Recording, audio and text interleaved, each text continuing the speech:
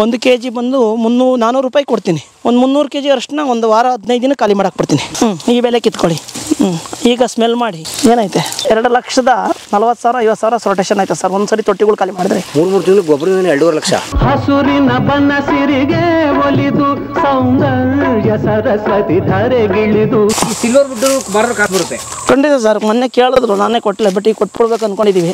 ಯಾಕೆ ವಿಂಡ್ಶೀಲ್ಡ್ ಅಂದ್ರೆ wind break ಒಂದು ಪ್ರಾಬ್ಲಮ್ಮು. ಇಲ್ಲಿ ಇನ್ನೊಂದು ಸಮಸ್ಯೆ ಏನಾಗಿದೆ ಅಂದರೆ ಇದರೊಳಗೆ ಆದಿಕಕ್ಕಿನ್ನ ಬಾರ್ಡರ್ ಕೃಷಿಗೆ ನಾವು ಈ ಕೆಲಸಕ್ಕಿನ್ನ ಈಗ ಹಲಸೆಲ್ಲ ತುಂಬ ಚಿಕ್ಕದಾಗಿ ಗಿಡ್ಡ ತಳಿ ಬಂದವೆ. ಹೌದು, ಪುತ್ತೂರು ಕೆಲವು ಗಮ್ಲೆಸ್ಸು, ಇನ್ನೊಂದೆರಡು ವೆರೈಟಿಗಳು ಸಿದ್ದು, ಈ ಥರದವು ಎಲ್ಲ ಸ್ವಲ್ಪ ಮಾರ್ಕೆಟಿಂಗಲ್ಲಿ ಚೆನ್ನಾಗೈತೆ. ವಿಯೆಟ್ನಾಂ ಸೂಪರ್ ಅರ್ಲಿ ಅಂತೂ ಸಿಕ್ಕಾಪಟ್ಟೆ ಸ್ಟ್ಯಾಂಡರ್ಡ್.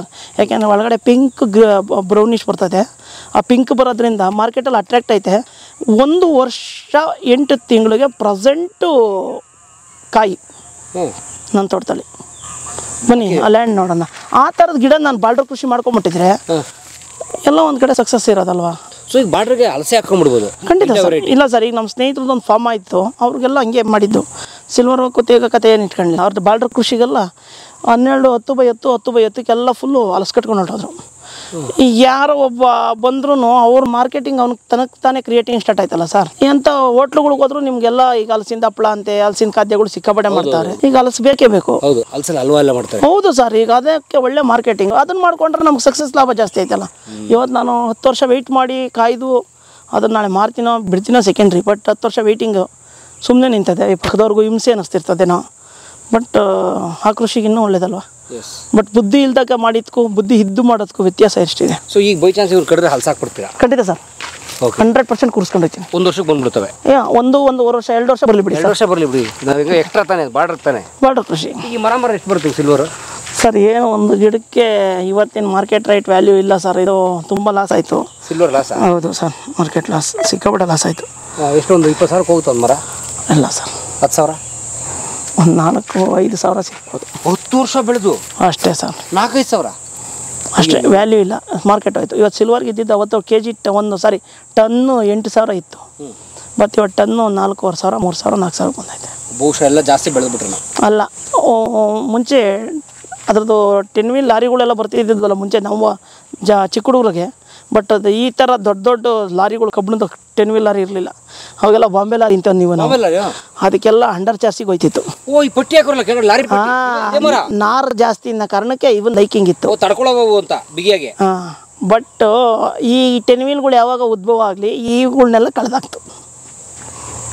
ಟೆಕ್ನಾಲಜಿ ಈಗ ಸಿಲ್ವರ್ ವರ್ಕ್ ಮರನ ಡಿಮಾಂಡ್ ಮಾಡ್ತು. ಇದು ಏನಕ್ಕೆ ಹೋಗ್ತದೆ ಅಂದ್ರೆ ಬಾಕ್ಸ್ ವುಡ್ ಹೋಯ್ತದೆ ಅಷ್ಟೇ. ಬಾಕ್ಸ್ ಪ್ಯಾಕಿಂಗ್ ವುಡ್ ಅಷ್ಟೇ. ಈಗ ಶಿಪ್ಪಲ್ಲಿ ಹಾಕ್ತಾರಲ್ಲ ಆ ಪ್ಯಾಕಿಂಗ್ ಯಾಕೆ ನಾರ್ಮ ಅಂಶ ಜಾಸ್ತಿ, ಮುರಿಯಲ್ಲ, ರೊಟೇಷನ್ ತಗೊಂತವೆ. ಈಗ ಅವ್ರಂದ್ರೆ ಏನು ಮಾಡೋರು, ಅಂಡರ್ ಚಾರ್ಸಿ ಲಾರಿ ಕೊಟ್ಟಾರು, ಲಾರಿಲಿ ಕಲ್ಲು ಲೋಡ್ ಅಥವಾ ಏನೇ ಲೋಡ್ ತಗೊಂಡು ಸುಮಾರು ವರ್ಷ ಕಳಿತಿದ್ದಂಗೆ ಅದಕ್ಕಿಂತ ಸೇರು ಬೇರೆ ತಂಡ ಆರ್ಡರ್ ಮಾಡಿಸೋರು.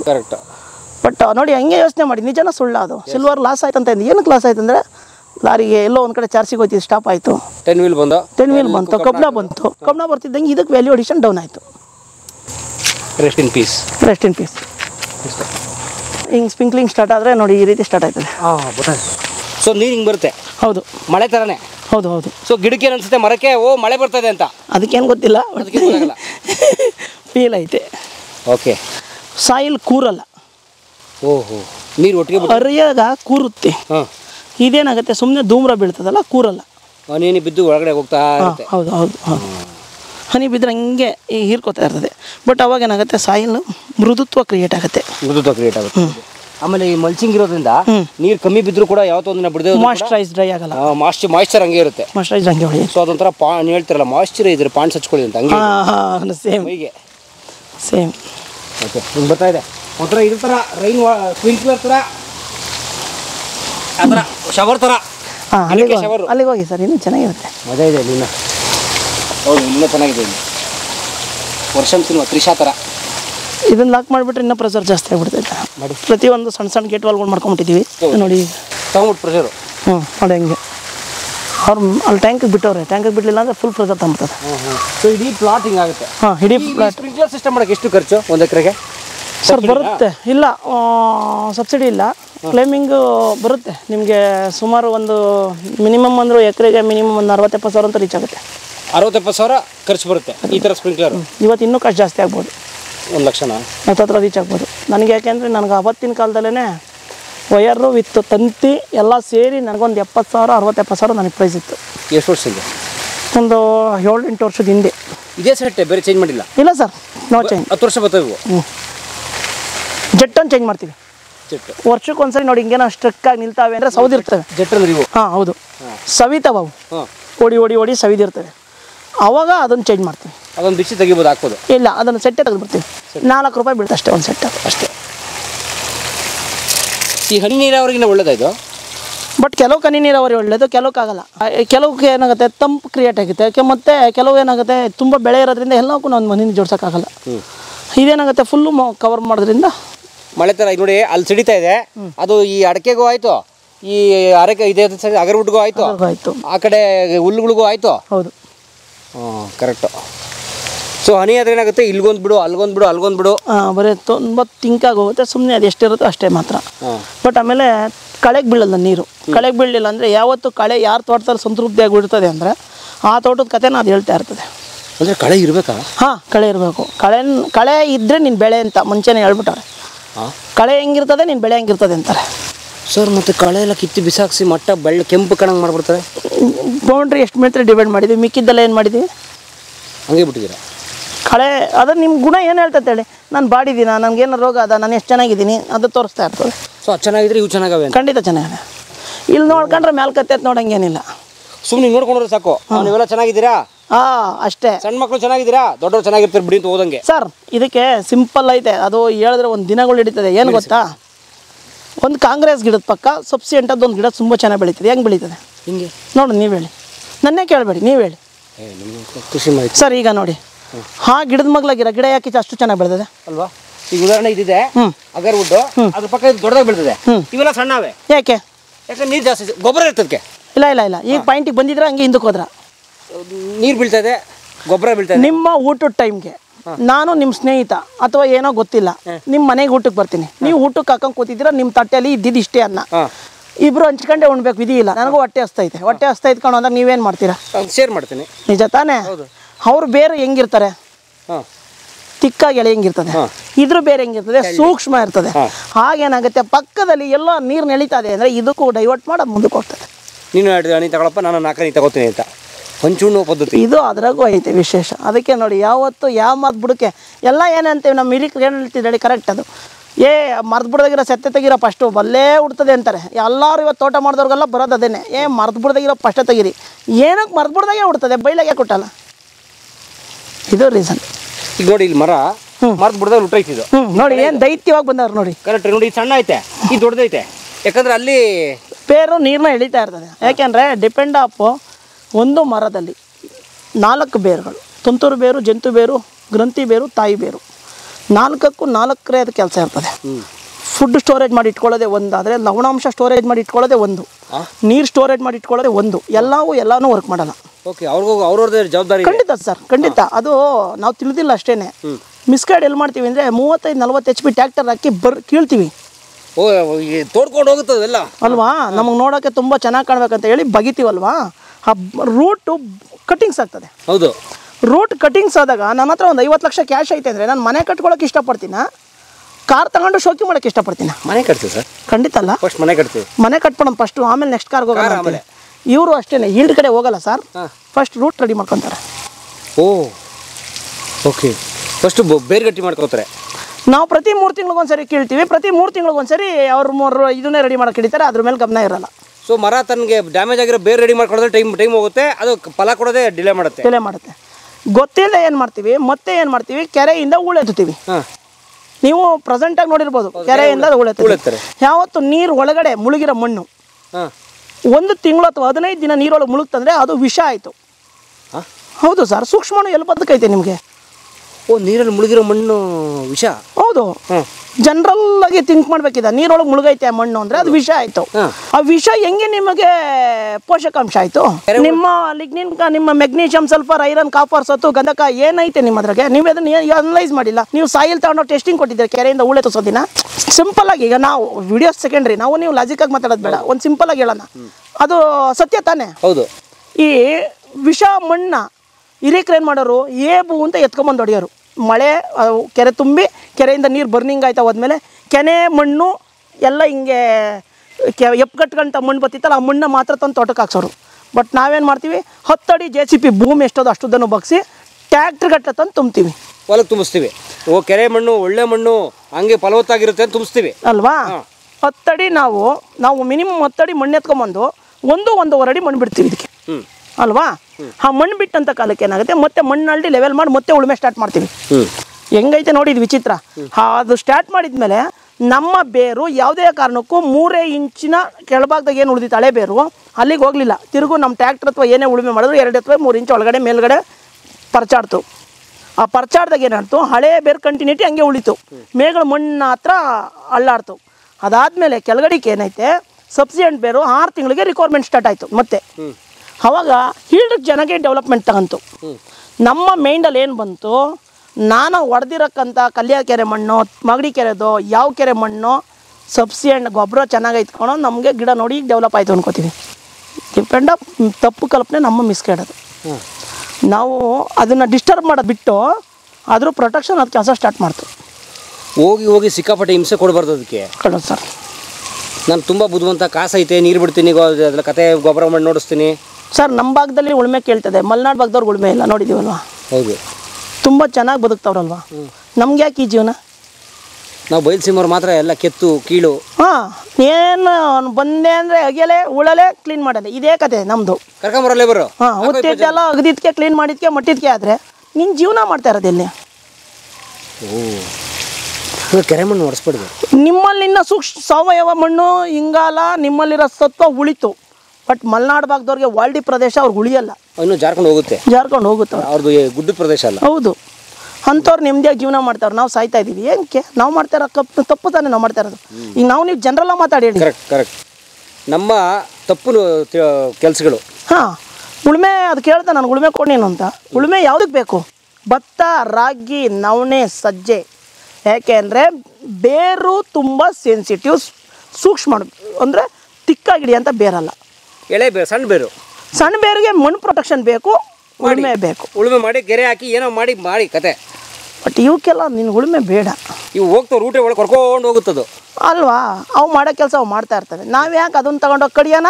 ತಿರ್ಗಾ ಡೆವಲಪ್ಮೆಂಟ್ ಇಲ್ದಲ್ಲೇ ತಿರ್ಗಾ ಅದು ಬುಡಕ್ಕೆ ಮಣ್ಣು ತಮ್ಮ ತುಂಬಾನ.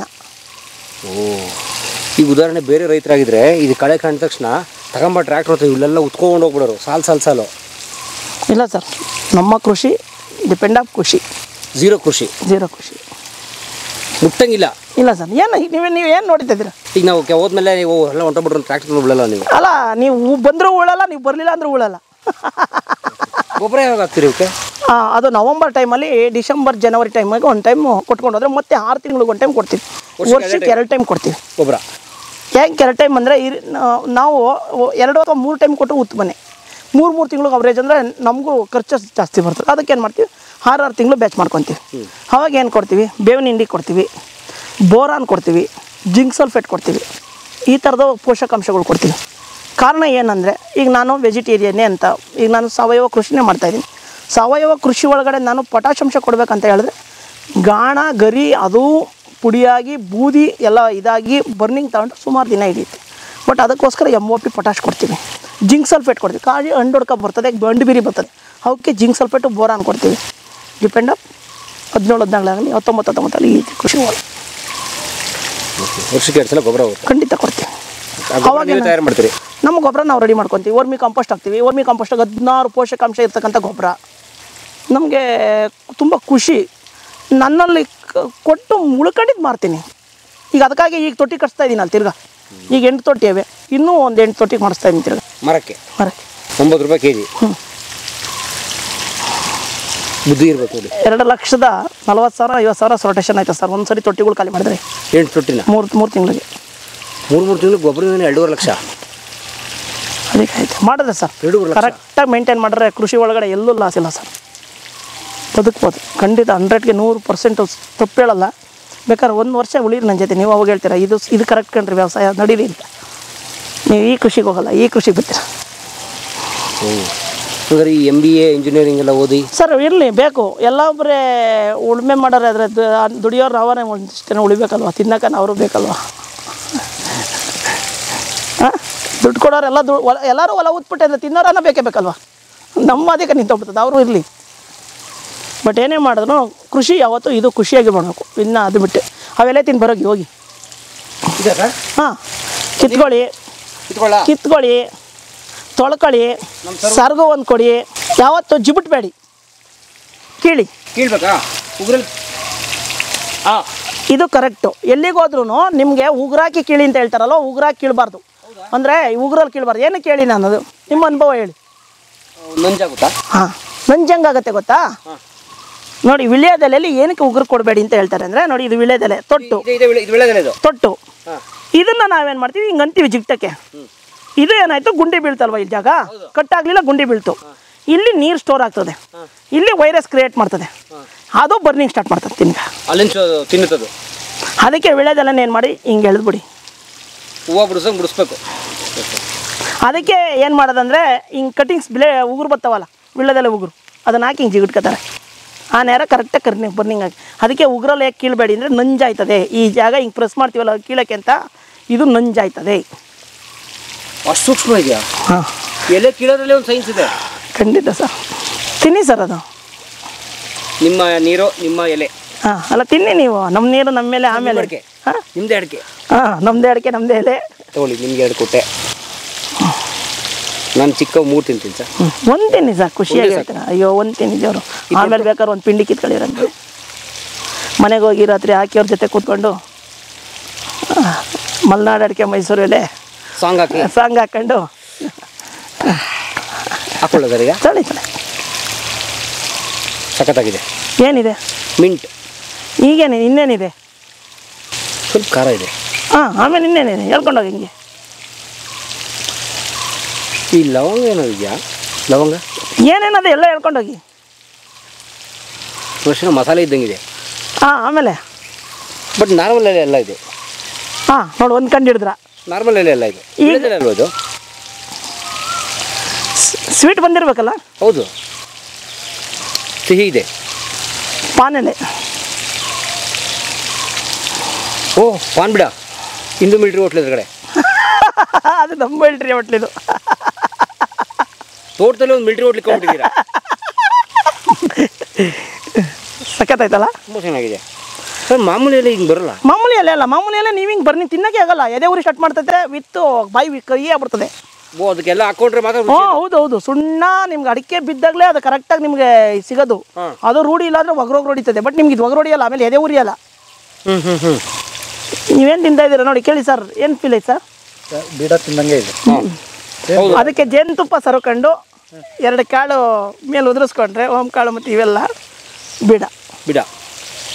ಬೆಂಗಳೂರಲ್ಲಿ 25 ತಗೊಂತಾರೆ ಒಂದಕ್ಕೆ. ಏನಿಲ್ಲ, ಪ್ರೀತಿನಿ. ಅಡಿಕೆ ಗಿಡಕ್ಕೆ ಬೆಳೆದು ಬಿಡ್ತೀನಿ ಹತ್ಕೊಂಡು. ತೋಟ ಅಂದರೆ ಪ್ರತಿಯೊಂದು ಇರಬೇಕು ಸರ್, ಅದೇ ಕೃಷಿ. ನೋಡಿ ಅಲ್ಲ ಐತಲ್ಲ, ಅದು ಮಸಾಲೆ ಪದಾರ್ಥ. ನಡೀರಿ, ಈ ಬೆಲೆ ಕಿತ್ಕೊಳ್ಳಿ. ಇದೊಂದು ಕಿತ್ಕೊಳ್ಳೋದ? ತೊಳೆದು ಹೊಸಕ್ರಿ ಕೈಯಾಗ ನೀವೇನೆ. ಈಗ ಸ್ಮೆಲ್ ಮಾಡಿ. ಏನೈತೆ? ಇನ್ನೂ ಏನು ಬಂದಿಲ್ಲ ಸರ್. ಬಂದಿಲ್ಲ. ಹೌದಾ? ಹೊಸಕ್ರಿ. ಈಗ ಮಾಡಿ.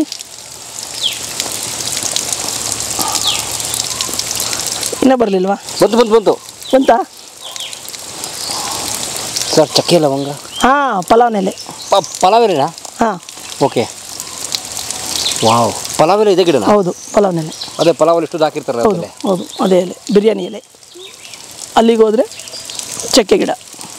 ಬನ್ನಿ ಸರ್, ಚಕ್ಕೆ ಗಿಡ ಹೆಂಗೆ ನೋಡೋಣ. ಪಲಾವ್ ಇದು ನಾವು ಒಣಗಿಸ್ತೀವಿ, ಲೀಫ್ ಒಣಗಿಸ್ಬೇಕು, ಹಂಗೆ ಡೈರೆಕ್ಟ್ ಹಾಕಲ್ಲ. ಓ, ಕರೆಕ್ಟ್, ಅದು ಒಣಗಿರುತ್ತೆ. ಹಾಂ. ಲೀಫ್ ಒಣಗಿಸಿ ಅದನ್ನು ಹಾಕೋದು. ಓಕೆ. ಇದು ಬಟ್ ಡೈರೆಕ್ಟ್ಲಿ ನಾಟ್ ಈಟಬಲ್. ಹೌದು. ಚಕ್ಕೆ ಗಿಡ ಯಾವ ಸರ್? ಅದೇ ಆ ಕಡೆ ನಿಂತ ಇದೆ. ಹಾಂ ಸರ್, ಎಲೆ ಬಾಯೆಲ್ಲ ಫ್ರೆಶ್ ಆಗೋಯ್ತು ಅಲ್ಲ? ವಾವ್, ಚಕ್ಕೆ ಗಿಡ ಇದೆ. ಹೌದು, ಎಲೆ. ಅದ್ರದ್ದೇ. ಈಗ ಏನು ಕಂಡ ಹೊಡ್ತವೆ ಇದು. ಹೌದು, ಚಕ್ಕೆ. ಇದು ಹಿಂಗೆ ಕಂಡ ಹೋಗ್ತಾ ಇರ್ತವಲ್ಲ, ಇವು ಏನಾಗ್ತವೆ, ಕಟಿಂಗ್ಸ್ ಮಾಡಿ ಇದ್ರಾಗೇನು ತಿಗಡೆದ್ದದು ಅದನ್ನ, ಚಕ್ಕೆ ತಿಗಡ. ಓ, ಚಕ್ಕೆ. ಹಾಂ, ಹೌದು. ಈ ಸೈಡ್ ಕೊಂಬೆಯ ಬ್ರಾಂಚಸ್ ಹೋಯ್ತದೆ. ದೊಡ್ಡ ಮರ ಆದ್ಮೇಲೆ ಅದ್ರ ಬ್ರಾಂಚಸ್ ಇದೆ. ಅದು ತೊಗೊಟ್ಟೆ ತೆಗೆಯೋದು. ಓಕೆ, ಹಂಗಾರೆ ಇದು ಇನ್ನೂ ಸಣ್ಣ ಎಳೆ ಗಿಡ ಇದೆ. ಹೌದು. ಓಕೆ. ಅಯ್ಯೋ, ಭಯಂಕರ ಇದೆ. ಹೌದು. ಈಗ ಗೊತ್ತಾಯ್ತಾ? ಹಿಂಗೆ ಏನೇ ಮಾಡ್ಕೊಂಡ್ರು ತೋಟ ಒಂದು ಹಿಂಗೆ ಆಲ್ಟರ್ನೇಟಿವ್ ಆಗಿ ಇರಬೇಕು. ಅಂದರೆ ಇಲ್ಲಿ ನಿಮಗೆ ಹಣಕಾಸು ಬರುತ್ತೆ ಅನ್ನೋ ಜೊತೆಗೆ ನಿಮ್ಮ ಮನೆಗಾಗೋ ಐಟಮಲ್ಲಿ ಇಲ್ಲಿಂದನೇ ಹೋಗುತ್ತೆ. ಬೆಳ್ಕೊಬೇಕು. ಬೆಳ್ಕೊಂಡ್ರೆ ನಾವು ಇನ್ನೇನು ತೋಟ ಅಂತ ಮಾಡಿದ್ದೀವಿ. ಈ ಕೃಷಿ ಮುಗಿಸ್ಕೊಂಡು ಏಲಕ್ಕಿ ಕೊಳ್ಟನ ಏಲಕ್ಕಿ ಕಮರ್ಷಿಯಲ್, ಹೆವಿ ಕಮರ್ಷಿಯಲ್. ಬನ್ನಿ ಇದು ಲಕ್ಷಗಟ್ಟಲೆ ಲೆಕ್ಕ ಐತಿ, ಕೋಟಿ ಲೆಕ್ಕ ಈಗ. ಸರ್ ಇದರಲ್ಲಿ ಅರಿಶಿನ ಐತೆ ನೋಡಿ, ಏನು ಉಂಟೈತೆ ಇದೆಲ್ಲ ಅರಿಶಿನ. ಈ ವರ್ಷ ಎತ್ತಕ್ಕಾಗಿಲ್ಲ, ಬಟ್ ಏನು ತೊಂದರೆ ಇಲ್ಲ. ನೆಕ್ಸ್ಟ್ ವರ್ಷಕ್ಕೆ ಇನ್ನೂ ಡೆವಲಪ್ಮೆಂಟ್ ಆಗುತ್ತೆ. 1 kg ಬಂದು 400 ರೂಪಾಯಿ ಕೊಡ್ತೀನಿ. ಒಂದು 300 kg ಅರಿಶಿನ ಒಂದು ವಾರ 15 ದಿನ ಖಾಲಿ ಮಾಡಕ್ಕೆ ಬರ್ತೀನಿ. ಇಲ್ಲಿ 1 ಎಕರೆ ಜಮೀನು ಎಷ್ಟು ಸರ್ ರೇಟು? ಈಗ ಪ್ರೆಸೆಂಟು 1,80,00,000 ಇದೆ.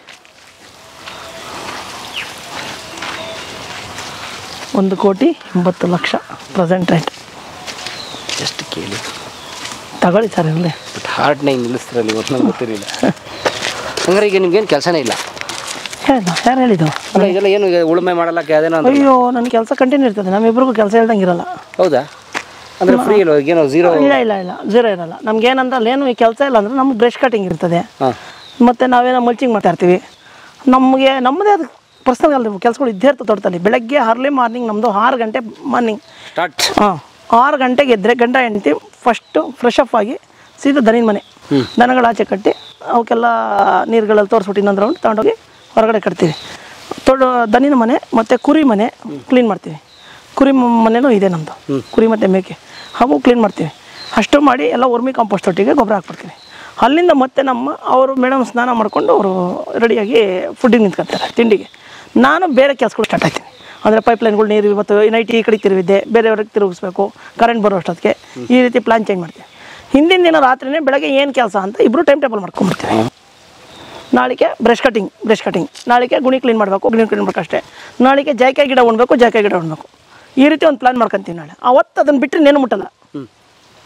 ಆಮೇಲೆ 11:30 12 ಗಂಟೆ ಅಷ್ಟೊತ್ತಿಗೆ ದನ ಕರುಗಳನ್ನೆಲ್ಲ 10 ಗಂಟೆ 8 ಗಂಟೆಗೆ ಮಾರ್ನಿಂಗು ತಿಂಡಿ ಊಟ ತಿಂದು ನಂದೆಲ್ಲ ಮುಗಿಸೋ ಅಷ್ಟೊತ್ತಿಗೆ ಮೇಡಮ್ ಕೆಲಸ ಮಾಡಿ ನಾನು ತಿಂಡಿ ಊಟ ಮಾಡ್ತಾ ಇರ್ತಾರೆ. ನಾನು ದನ ಕರ ಕಟ್ಟಕ್ಕೆ ಹೋಗಿರ್ತೀನಿ. ಬಂದು ನಾನು ಸ್ನಾನ ಮಾಡಿ ಟಿಫನ್ ತಿಂದು ಪೂಜೆ ಮುಗಿಸಿ ಟಿಫನ್ ತಿಂದು ನಾನು ರೆಡಿ ಮಾಡ್ಕೊಂಡು ಆನ್ ಡ್ಯೂಟಿಗೆ ಇಬ್ಬರು 9:30 10 ಗಂಟೆ ಜಾಯ್ನ್ ಆಗ್ಬಿಡ್ತೀವಿ. ಬ್ರಷ್ ಕಟಿಂಗ್ ಏನೇ ವರ್ಕ್ ಇದ್ರೂ ಮಾಡ್ತೀವಿ, ನರ್ಸರಿ ನೀರು ಹಿಡಿಯೋದು ಏನೇ ಕೆಲಸ ಇದ್ರೂ ಮಾಡ್ತೀವಿ. ನೆಕ್ಸ್ಟ್ ಡೇ ಅಂದರೆ ನೆಕ್ಸ್ಟ್ ಟೈಮ್ ಇಮ್ಮಿಡಿಯೇಟ್ಲಿ ಒಂದು 12 ಗಂಟೆ 1 ಗಂಟೆ ಮೇಡಮ್ ದನ ಕರ ಹಿಡ್ಕೊಂಬರಕ್ಕೆ ಅವ್ರು ಹೋಗ್ತಾರೆ. ನನ್ನ ಕೆಲಸ ಏನು ಬೇರೆ ನೋಡ್ತಾ ಇರ್ತೀನಿ. ನಾನು ನೀರಿಗೆಲ್ಲ ತಿರ್ಸ್ಕೊಂಡು ಇಮ್ಮಿಡಿಯೇಟಾಗಿ ಬಂದೇನು ಮಾಡ್ತೀವಿ, ದನ ಕರುಗಳು ಕಟ್ಟಿದ್ಮೇಲೆ ಮಧ್ಯಾಹ್ನ ಊಟ ಮಾಡಿ 1 ಅವರ್ ರೆಸ್ಟ್ ಮಾಡ್ತೀವಿ ಕಂಪಲ್ಸರಿ. 1 ಅವರ್ ನಮ್ಮ ತಾಯಿಯವರು ನಾವು ಮಕ್ಕಳು ಎಲ್ಲ ಇರ್ತಾರೆ, ಆಲ್ರೆಡಿ ತಾಯಿ ಏನಿದ್ದಾರೆ. 1 ಅವರ್ ರೆಸ್ಟ್ ಮಾಡ್ತೀವಿ. ಮತ್ತೆ ಊಟ ಮುಗಿಸಿ ಎಲ್ಲದಾದ್ಮೇಲೆ ಮತ್ತೆ ನಾವು 3 ಗಂಟೆ 2:30 3 ಗಂಟೆ ಮತ್ತೆ ಡ್ಯೂಟಿ ಜಾಯ್ನ್ ಆಯ್ತೀವಿ ನಮ್ಮ ಕೆಲಸ. ಮತ್ತು ಸಾಯಂಕಾಲ 5 ಗಂಟೆ 5:15 ಅಷ್ಟೊತ್ತಿಗೆ ಮೇಕೆ ಕುರಿ ಫಾರ್ಮ್ಗೆಲ್ಲ ಶೆಡ್ ಹೊಡಿ ಬರ್ತೇವೆ, ಒಳಗಡೆ ಬಿಡ್ತೀವಿ. ಫೀಡಿಂಗ್ ಸ್ಟಾರ್ಟ್ ಒಳಗಡೆ ಎತ್ತೇನೆ ಇರೋದು, ಬಟ್ ಫೀಡಿಂಗ್ ನೋಡಿ ಅಲ್ಲಿಗೆ ಹೋಗೋಣ. ಈಗ ಅದು ಮುಗೀತಿದ್ದಂಗೆ ಮತ್ತೆ ಏನು ಮಾಡ್ತೀವಿ, 7:30 8ಕ್ಕೆ ಒಳ್ಳೆ ಊಟ ಆಗ್ತದೆ. ನೈಟು 7-8 ಗಂಟೆಗೆ ತಿನ್ಬಿಡ್ತೀವಿ.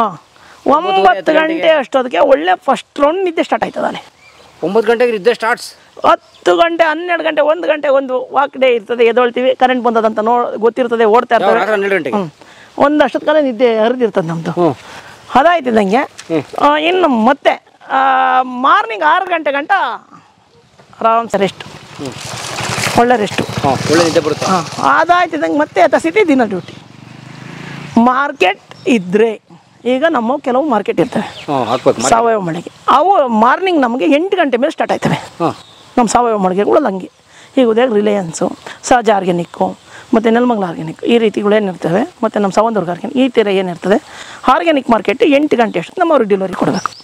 ಆರ್ಗ್ಯಾನಿಕ್ ಮಾರ್ಕೆಟ್ ಈಗ? ಹೌದು, ನಾವು ಆ ಮಾರ್ಕೆಟ್ಗೆ ನಮ್ಮ ಡೈರೆಕ್ಟ್ ಡೆಲಿವರಿಗಳು ತೊಗೊಂಡು ಮಾಮೂಲಿ ಅಂಗಡಿಗೆ ಹಾಕಲ್ಲ, ಇಲ್ಲ ಸಂತೆಗೆ ಹಾಕಲ್ಲ, ಡೈರೆಕ್ಟ್ ಅಲ್ಲಿಗೆ ಡೆಲಿವರಿ ಕಳಿಸ್ಕೊಡ್ತೀನಿ. ಹೋಗ್ಬಿಡು, ಅವಾಗ ನಾವು ಹೋಗ್ತೀನಿ 10 ಗಂಟೆ ನಾನು ಅದಕ್ಕೆ ಜಾಬ್ ಇಟ್ಕೊಂಡು ಮೇಡಮ್ ಅವ್ರು ಮಿಕ್ಕಿದ್ದು ಮೇಂಟೈನ್ ಮಾಡ್ಕೊತಾರೆ.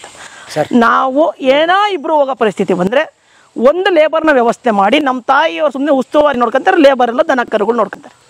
ಕ್ಲೋಸ್ ರಿಲೇಟಿವ್ಸ್ ಮದುವೆ ಅರ್ಥ ಆಯ್ತಲ್ಲ. ಈಗ ಹೋಗ್ಲೇಬೇಕು, ಮದುವೆಗೆ ಹೋಗ್ಬೇಕು, ನಮ್ಮ ಅತ್ತೆ ಮಾವನ ಮನೆ ಒಂದೇನೋ ಕಾರ್ಯಕ್ರಮ ಇರ್ತದೆ, ಹೋಗ್ಲೇಬೇಕು. ಅವತ್ತು ಒಬ್ಬ ಲೇಬರ್ನ ಇಲ್ಲಿ ಹಾಕ್ತೀವಿ. ನಿಮ್ಮ ತಾಯಿ ಸುಮ್ಮನೆ ಉಸ್ತುವಾರಿ ನೋಡ್ತಾರೆ, ಅಷ್ಟೇ. ಅವ್ರಿಗೆ ತಿಂಡಿ ಊಟ ಕೊಟ್ಕೊಂಡು ತೋಟ ನೋಡ್ಕೊಳ್ಳೋಕೆ ಆ ಅಮ್ಮನ ಇಟ್ಕೊಂಡಿರ್ತಾರೆ. ಆ ಅಮ್ಮನ ತಿಂಡಿ ಊಟ ತಿನ್ಕೊಂಡು ದನ ಕರುಗಳು ನೋಡ್ಕೊತಾರೆ. ನೀರಾಗೂ ಅವ್ರು ನೋಡಂಗಿರಲ್ಲ, ಎಲ್ಲ ಸಬ್ಸಿಡೆಂಟಾಗಿ ಕೊಡ್ತಾ ಇರ್ತದೆ. 8 ಎಕರೆ ಫಾರ್ಮಲ್ಲೂ ಎಲ್ಲ ನೀರು ತಿರ್ತದೆ ಆಟೋಮೆಟಿಕ್. ನಾವ್ಯಾವ ಹುಡ್ಕಂಗೂ ಇಲ್ಲ, ಅವ್ರು ನೋಡಂಗೂ ಇರಲ್ಲ. ಓಕೆ. ಇನ್ನು ಮತ್ತೆ ಯಥಾಸ್ಥಿತಿ ಈವ್ನಿಂಗ್ ನಾವೆಲ್ಲೇ ಹೋದ್ರೆ ಈವ್ನಿಂಗ್ ಬಂದು ಜಾಯ್ನ್ ಆಗ್ತೀವಿ. 2-3 ದಿನ ಹೋಗ್ಬಿಟ್ಟೆ ಕಳೆದೋಗ್ಬಿಟ್ಟೆ? ಇಲ್ಲ ಆಸ್ತಿನೇ ಇಲ್ಲ. ಒಳ್ಳೆ ಕಾಡಲ್ಲಿ 1-2 ದಿವಸ ರೆಸ್ಟ್ ಮಾಡಿದೆ. ಅದಕ್ಕೆ ಒಬ್ಬೊಬ್ಬರೇ ಹೋಗ್ತೀವಿ. ಹೋಗ ಗೋವಾ ಬೀಚಿಗೆ ಒಂದು 3 ಡೇಸ್ ಹೋದೆ. ಇಲ್ಲ, ಅಲ್ಲಿಗೆ ಕಾರ್ಯಕ್ರಮ ಬೇಡ. ಈಗಲೇ ಮಕ್ಕಳೆಲ್ಲ ಒಂಚೂರು ದೊಡ್ಡವಾಗಲಿ, ನಾವು ಆಮೇಲೆ ಅವ್ರನ್ನೆಲ್ಲ ಈ ಕಡೆ ಬಿಟ್ಟು ವಯಸ್ಸಾದ್ಮೇಲೆ ತಿರ್ಗದೆ ಜಾಲಿ ರೈಡು. ಈಗ ಹೋದ್ರೆ ಜಾಲಿ ರೈಡ್ ಇರಲ್ಲ. ಹೆಂಗೆ ಅದು ಆಮೇಲೆ ಹೇಳ್ತಿದ್ದೀನಿ. ಪ್ರಥಮ ಬಾರಿಗೆ ಏಲಕ್ಕಿ ತಗೊಂಬಂದೆ. ಏಲಕ್ಕಿ ಮಲೆನಾಡು ಬೆಳೆ ಅದನ್ನು ನಮ್ಮ ಭಾಗಕ್ಕೆ ಏಲಕ್ಕಿ ಆಗತ್ತಾ ಆಗಲ್ವಾ ಅನ್ನೋದು ಪ್ರಶ್ನೆ. ಡೆಮೋಸ್ಟ್ರೇಷನ್ ತಾಂಡೆ ಇವ್ರನ್ನ. ಡೆಮೋ ಈಗೇನು ನೋಡ್ತಾ ಇದ್ದೀವಿ, ಇವರು ನನ್ನ ಫಸ್ಟ್ ಡೆಮೋ. ಇವರೇ ನಿಮ್ಮ ಮೊದಲ ಗಿಡ. ಆಗತ್ತೆ ಅನ್ನೋದೊಂದು ಧೈರ್ಯ ಬಂತು. ಎಲ್ಲಿ ಏಲಕ್ಕಿನ ಇಲ್ಲ ಮೇಲೆ ಎಲ್ಲ ಬಿಡಿಸ್ಕೊಂಬಿಟ್ಟಿದ್ದೀವಿ ಮನೆಗೆ. ತಗೊಳ್ಳಿ, ಎಲ್ಲಿ ಗಿಡದಲ್ಲಿ ಏಲಕ್ಕಿ ಅಲ್ಲಿ ಬರಲ್ಲ, ಯಾವತ್ತು ಕೆಳಗಡೆ ಬರೋದು. ಬೇರಲ್ಲಿ ಬರುತ್ತಾ? ನೋಡಿ, ಇದೆ ಏಲಕ್ಕಿ. ಇದಾ? ಹೌದು ಹೌದು ಹೌದು, ಇದರಲ್ಲಿ ಇರುತ್ತೆ. ಹೌದು, ಅದೇ ಏಲಕ್ಕಿ. ಇದು ಏಲಕ್ಕಿನೇ ಇದು? ಓ, ಈ ಮುಗ್ಗೆ ಏಲಕ್ಕಿನೇ? ಹಾಂ ಹೌದು, ಮುಗ್ಗೆ ಏಲಕ್ಕಿ. ಅದು ಕಾಯಿ ಆಗುತ್ತೆ. ಈಗ ನೀವು ತಿಂದ್ರಲ್ಲ, ಅದು ಏಲಕ್ಕಿ ಕೊಟ್ಟನಲ್ಲ, ಅದು ಅದು ಏಲಕ್ಕಿ. ಇದು SKB 46 ಮತ್ತು ನೆಲ್ಯಾಣಿ ಗೋಲ್ಡ್ 2 ವೆರೈಟಿ ಐತಿ ಇದ್ರಾಗೆ. ನೆಲ್ಯಾಣಿ ಗೋಲ್ಡು ಸ್ಟ್ಯಾಂಡರ್ಡ್ ವೆರೈಟಿ, ವರ್ಷ ಪೂರ ಈಲ್ಡು. SKB 46 ಅಂದರೆ ವರ್ಷಕ್ಕೆ 2 ಈಲ್ಡು. ನೋಡಿ, ಫಸ್ಟ್ನೇ ಈಲ್ಡ್ ತಗೊಂಡು ಕ್ಲೋಸ್ ಆಗದೆ, 2ನೇ ಈಲ್ಡಿನ ಹೈರ್ ಬಂದದೆ. ಇದು ಮೊದಲನೇ ಬೆಳೆಯ ಒಣಗಿರತಕ್ಕಂಥ ಅಂಬು. ಮೊದಲನೇ ಬೆಳೆ ಒಣಗೋಗಿದೆ. ಹೌದು, ಈ ಅಂಬು ಕ್ಲೋಸ್ ಆಯಿತು. ಈಗ ಹೊಸ ಅಂಬು, 2ನೇ ಬೆಳೆ ಅಂಬು ಇದು. ಹಾಂ, ಇದು 2ನೇ ಬೆಳೆ ಅಂಬು. ಈಗ ದೊಡ್ಡ ಫಾರ್ಮ್ಗೆ ಹೋಗೋಣ. ಈಗ ಇದು ಜಸ್ಟ್ ಮೊದಲ ಗಿಡ ಡೆಮೋ. ನಮ್ಮಲ್ಲಿ ಆಗತ್ತಾ ಆಗಲ್ವಾ ಅಂತ ಪರೀಕ್ಷೆ ಮಾಡಿದ್ದು. ಆಗುತ್ತೆ ಅಂತ ಪ್ರೂವ್ ಆಯಿತು. 100% ಆಯಿತು. ಆಮೇಲೆ ಸ್ಟಾರ್ಟ್ ಮಾಡ್ದೆ ಏಲಕ್ಕಿ. ಓಕೆ ಸ್ನೇಹಿತರೆ, ಈಗ ಸರ್ ತೋರಿಸಿದ್ದು ಸಿನಿಮಾ ಟ್ರೈಲರು, ಈಗಿದೆ ಒರಿಜಿನಲ್ ಸಿನಿಮಾ ನೋಡಿ ಬನ್ನಿ. ಕೈ ಕೆಸರಾದರೆ ಬಾಯಿ ಮೊಸರೆಂಬ ಹಿರಿಯರ ಅನುಭವ ಸತ್ಯ. ಕಲಾ ಮಾಧ್ಯಮದ ಎಲ್ಲಾ ಎಪಿಸೋಡುಗಳು ನಿಮಗೆ ಸಿಗಬೇಕು ಅಂತಂದ್ರೆ ಕಲಾ ಮಾಧ್ಯಮ ಯೂಟ್ಯೂಬ್ ಚಾನೆಲ್ನ ಸಬ್ಸ್ಕ್ರೈಬ್ ಮಾಡಿ, ಬೆಲ್ ಐಕಾನ್ನ ಕ್ಲಿಕ್ ಮಾಡಿ. ತಪ್ಪದೇ ಮಾಡಿ. ಸ್ನೇಹಿತರೆ, ಕಲಾ ಮಾಧ್ಯಮದ ಎಲ್ಲ ಸಂದರ್ಶನಗಳನ್ನು ನೀವೀಗ ಓದಬಹುದು. www.kalamadhyama.com ಈ ವೆಬ್ಸೈಟ್ಗೆ ವಿಸಿಟ್ ಮಾಡಿ ಇಂಟರ್ವ್ಯೂಗಳನ್ನು ಓದಿ. ಓದುವ ಸಂಸ್ಕೃತಿ ಹೆಚ್ಚಾಗಲಿ. ಧನ್ಯವಾದ.